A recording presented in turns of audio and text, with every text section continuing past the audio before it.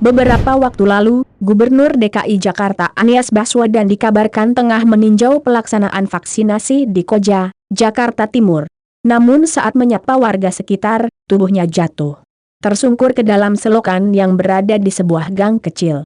Warga sekitar dan beberapa petugas keamanan pun mendadak panik dan langsung bergegas menolong.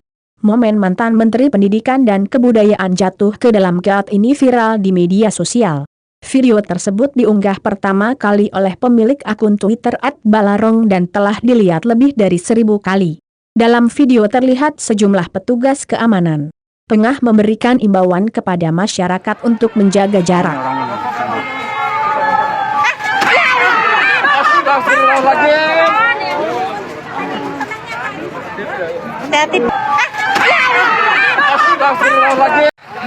Tetap menjaga jarak.